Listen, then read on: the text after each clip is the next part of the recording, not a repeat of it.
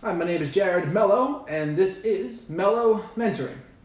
Quick reminder, I do coaching for individuals, so if you want help with your relationships or your mindset, please don't hesitate to reach out to my email address in the description, mellomentoring@gmail.com. And if you haven't hit subscribe already, please click subscribe and tap the notification bell so you'll be notified when I come up with more videos. And one more thing, letter introduction here. The Everything Wccentric Podcast will be coming out very shortly. And I've recorded about 5 or 6 so far, and I'll be uploading them in the next week or so. So keep an eye out for those, as I'm pretty excited to release them. I've had some pretty interesting conversations with people. And now to today's video. Today's video is about attachments and people's attachment styles. Now, there are 4 different kinds of attachments. There's anxious preoccupied attachment, fearful avoidant attachment, dismissive avoidant attachment, and secure attachments. I have had all of these in my life. The general consensus is that our attachment styles, they stem from our relationships with our parents as early as our first year of life. If we had felt connected to our caregivers, our mother and father, when we were young, and we have a secure attachment with them, that's how people generally go through their lives and have a secure attachment. But for some people, that wasn't the case. Maybe they didn't feel loved by their caregivers, or they felt abandoned, or were neglected. All of these behaviors cause different attachment styles in the adults of those children. So, preoccupied anxious attachment. This is the attachment style that has the least amount of self-esteem, I would say. And I've struggled with this one more than any of the other ones, but because mostly it stems from having a lower sense of self-worth. And people who are anxious preoccupied in their attachment style, they often are obsessive about their relationships. They can't stop thinking about their relationships. They are very concerned about whether their partners love them back or not. And people who have this style may also do things for attention or play games in order to get the love that they seek. Now, ironically, of course, people with preoccupied anxious attachment style tend to attract people who are not have secure attachments, but more like usually have fearful avoidant or dismissive avoidant attachment. And we're going to go into what those two are now. Fearful avoidant attachment is someone who does the push-pull game. And I've done this before myself, where when you're single, you want a relationship and you try to pull people in, but then when you get them in, you feel smothered or controlled or something. And so then you push them right back away. And you're like, it feels just like you're trapped and you're stuck and it feels terrible. But then when they go away again, then you want to pull them back in because you do start to feel alone. You do recognize you want attachment, you want love in this phase, but you're uncomfortable with the actual intimacy of having someone genuinely be close to you. And so people who have the fearful, avoidant attachment style do the push-pull game. They have a little more self-esteem, they're a little more okay being alone than the preoccupied anxious attachment type, but they still have a little way to go. Next, we have the dismissive avoidant attachment style. These are people that are very uncomfortable expressing their emotions, or they suppress or deny them even, and they tend to believe they have complete self-reliance.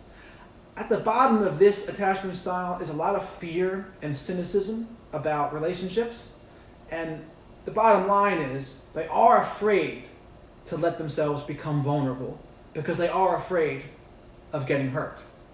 And there's a fine line between being just completely okay, happy and single, and then having a dismissive avoidant attachment style.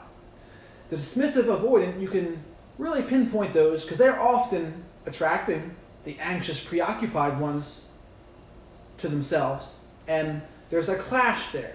The clash of two people who are a little incomplete and not quite okay being alone, They often attract one another. So the dismissive avoidance, you're going to have a hard time feeling emotionally safe or comfortable with them.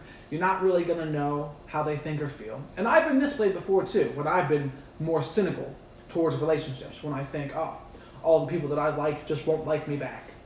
And something always goes wrong. And so you end up with that cynical type attitude towards relationships.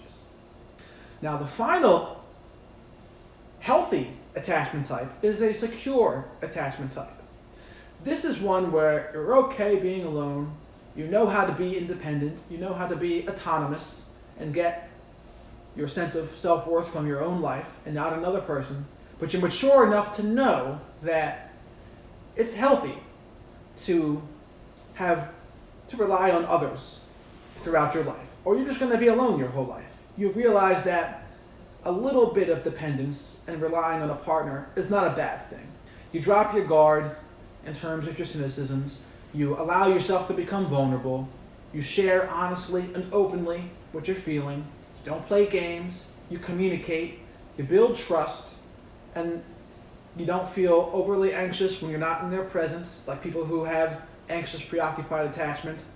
You have your own life. You have friends that you enjoy seeing. You have hobbies. You have a career. Maybe you do some volunteer work. You're healthy. You sleep well. You go to the gym, or you do some other physical type activities that are good for you. And you have a life. You're completed on your own, but you're mature enough to realize that it is better to eventually share your life, in most cases, with someone else than it is to be completely by yourself. And this is not to say that it's bad to want to be happy and single, because it absolutely is a prerequisite. But eventually, you can want attachment in a healthy way. In other words, just because you want a relationship does not mean you're coming from a place of lack. Does not mean you're coming from a place of incomplete. So once you get through all the attachment types, I've been anxious, preoccupied. That was the most painful. And it happened mostly because I had the lowest sense of self-worth in this phase. To fearful avoidant, the push-pull game. Come here. Oh no, I don't like what I have now. Go away. And then that constant back and forth struggle. To dismissive avoidant, when you don't think you need any relationships, you can just be okay completely by yourself, denying your feelings, suppressing your feelings, and having the people around you not feel close to you at all. Not much intimacy in that style. To finally, secure attachment. You have a healthy sense of self-worth.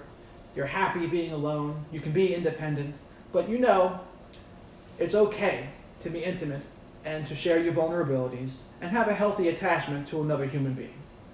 So that's my spiel on the attachment types. It's very important to know what attachment type we are. And I'll always say, relationships are 50% becoming the right person yourself and 50% finding the right person for ourselves.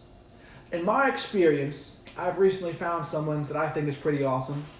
And a lot of those other attachment types that were a little more toxic, the anxious, preoccupied, fearful avoidant, or dismissive avoidant, I've had some of those traits in the past, but with this person, none of those things seem to come up.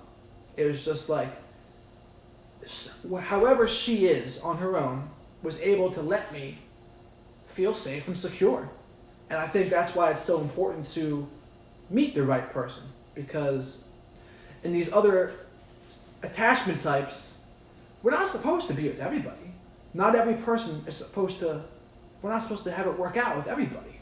And so it's good when some of these relationships end. And sometimes they have to end somehow. And so we have these sometimes unhealthy attachment styles, and then they end. And then when we finally meet the right person, things just seem to fall into place.